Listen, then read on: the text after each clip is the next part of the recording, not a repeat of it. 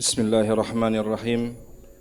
Assalamualaikum warahmatullahi wabarakatuh. Alhamdulillahilladzi anzala as-sakinata fi qulubil mu'minin liyazdadu imanan ma'a imanihim. Asyhadu an la ilaha illallah wahdahu la syarikalah wa asyhadu anna Muhammadan abduhu wa rasuluh alladzi la nabiyya wa la rasula ba'dah. Allahumma salli wa sallim wa barik ala nabiyyina Muhammad wa ala alihi wa ashabihi ajma'in.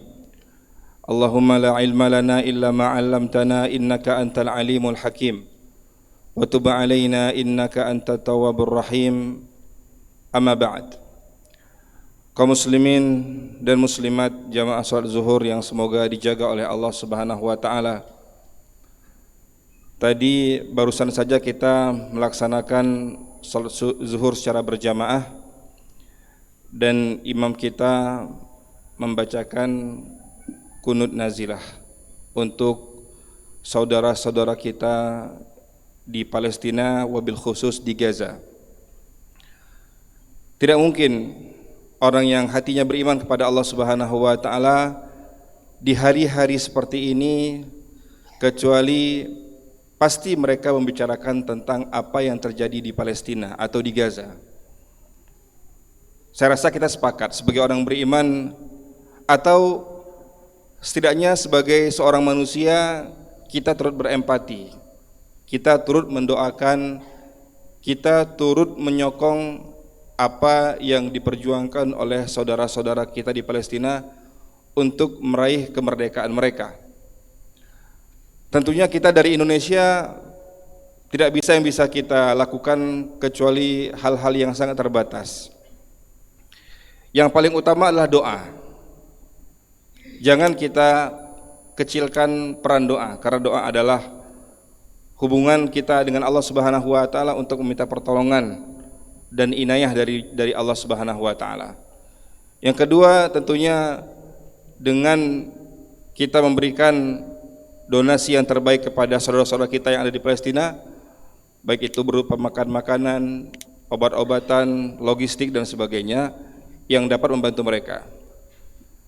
Namun ada satu hal lagi yang bisa kita mencoba untuk membantu saudara-saudara kita di Palestina, yaitu dengan kita tidak percaya dengan hoax yang disebarkan oleh orang-orang yang tidak bertanggung jawab. Karena sekarang ini begitu banyak media-media yang hadir sehingga kita tidak tahu mana yang benar, mana yang salah. Tentunya dari sini kita hanya mengatakan bahwa ahlu Makkah adra bi syi'abiha. Ada satu pepatah Arab mengatakan bahwa orang Mekah itu lebih mengetahui tentang seluk-beluk kota Mekah. Begitu juga dengan apa yang terjadi di Gaza, tidak tahu apa yang terjadi di Gaza kecuali orang yang berada di Gaza. Jadi kalau misalnya kita ingin mengetahui apa yang terjadi di Gaza, maka bertanyalah dengan orang-orang yang di Gaza. Jangan kita mengambil dari media-media yang tidak bertanggung jawab. Karena jamaah yang dirahmati oleh Allah Subhanahu wa taala, saya tidak berani untuk berkata yang lebih panjang lagi. Saya ingin menyampaikan apa yang pernah terjadi di zaman Rasulullah sallallahu alaihi wasallam. Dan sebagaimana yang kita ketahui bahwa sejarah itu bukanlah dongeng sebelum tidur. Sejarah itu adalah pelajaran. Ada dua pelajaran tentang media yang bisa saya sampaikan pada kesempatan kali ini, dan itu berhubungan dengan orang-orang Yahudi. Dikatakan oleh banyak ahli ilmu bahwa kanal yahudu ahla makrin wa ghadrin wa syarr. Orang-orang Yahudi itu adalah orang-orang yang senantiasa berbuat makar, berbuat curang dan berbuat kejahatan.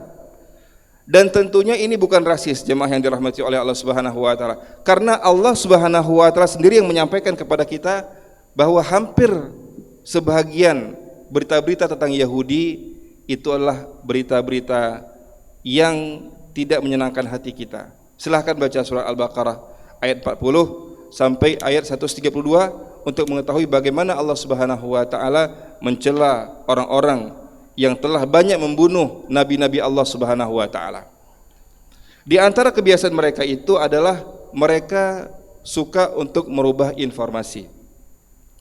ada dua hadis yang berkaitan dengan media dan itu berkaitan dengan Yahudi. Yang pertama adalah ketika ada dua orang Yahudi yang sedang berzina, kemudian mereka itu ingin mencari keadilan kepada Rasulullah sallallahu alaihi wasallam.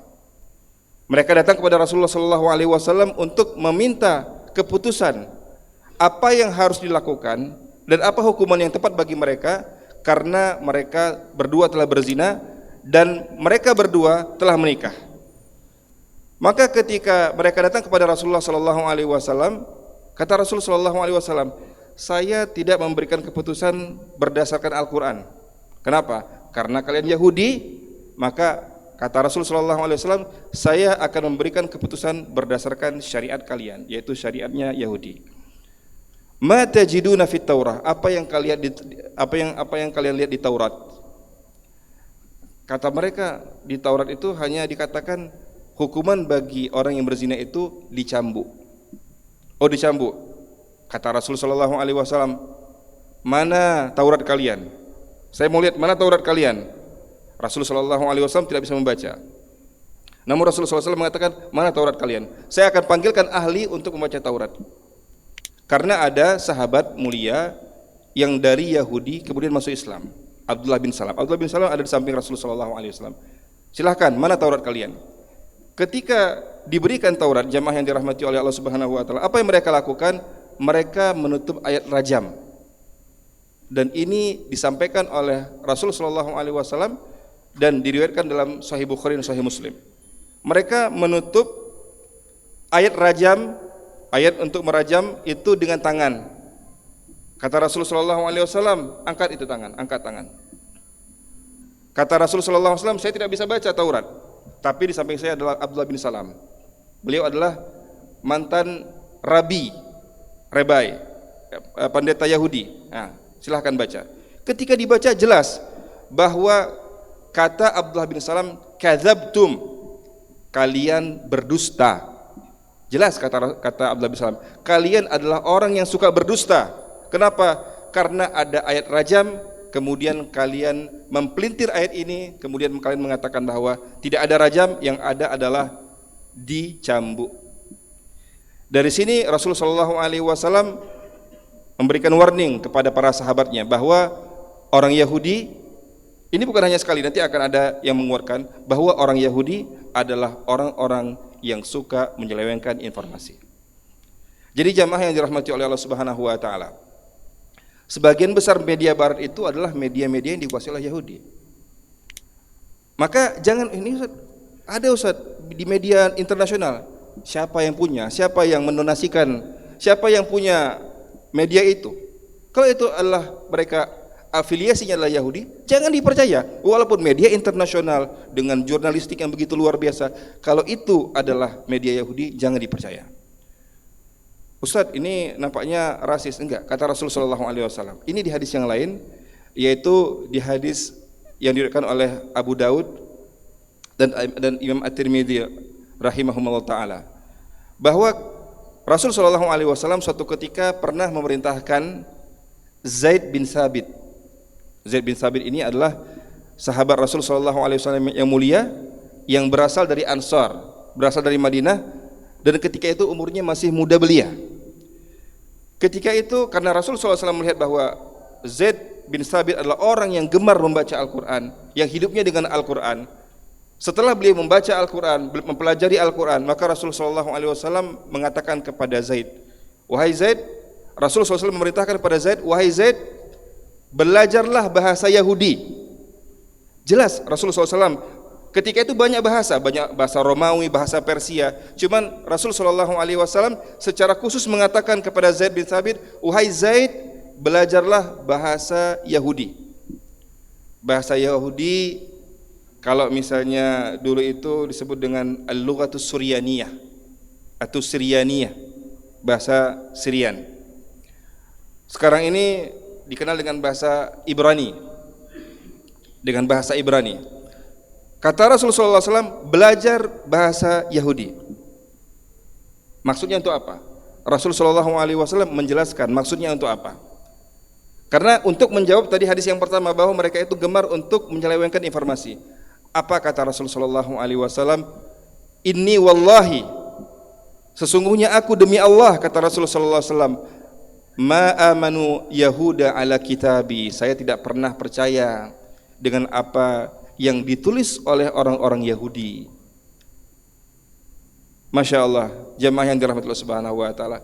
Rasulullah SAW mengetahui bahwa 3 suku Yahudi yang ada di Madinah, mereka itu mempunyai track record yang sangat buruk. Dan salah satunya adalah mereka suka untuk menyelewengkan informasi. Melalui mimbar yang mulia ini, jamaah yang dirahmati oleh Allah Subhanahu wa Ta'ala, saya ingin memberikan pesan kepada kita semuanya bahwa kata itu menunjukkan kita.